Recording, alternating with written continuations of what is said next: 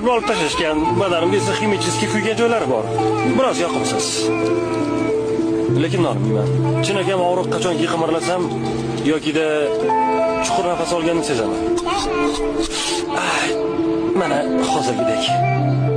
Men tajriba quyonchasiman. Men otam ham, onam ham, singlim ham, bolalarim ham, ular hammasi tajriba quyonchasi bo'lishgan. Ular hammasi o'lib ketishgan. Mening ham qismatim shu. Biz shu uchun dunyoga kelganmiz. Quyonlar uchun bu sharafli ish.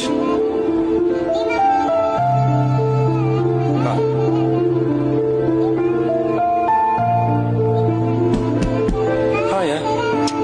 İşim boshlandi.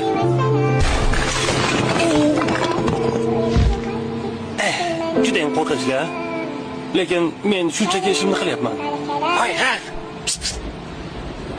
qayerda bichib yuribdi? Ha, ularmi? Ketimdan yurishibdi va qanaqadir hujjatli film olishdi. Ularni aytyapti, bizni qutqarishsin. Qutqarishsin, meni olib ketsin.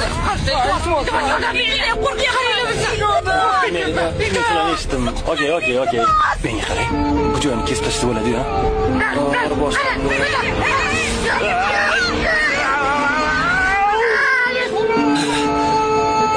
Nima demoqchi edim? Sizlarga murojaatim hayvonlarga yo'q qarasangiz. To'g'ri turib. Ha, uzr. Men to'g'ri turdimmi? Ha, bo'ladi. Xullas, nima demoqchi edim? Sizlarga murojaatim hayvonlarga tajriba qilib ishlab chiqaradigan kosmetika, ko'zdagi suriladigan shampunlar, quyoshga qarshi kremlar, umuman barchasi vannangizda turgan hamma kremlar, kosmetikalar. Sizlar bo'lmaganingizda men ochig'i ishsiz qolgan bo'lardim. Qayerdadir o'rmonda.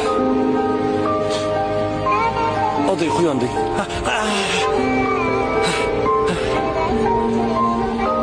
Hammasi zo'r. Sizning chiroyingiz uchun hayvonlar ozor chekishi yoki qurbon bo'lishini bilarmidingiz?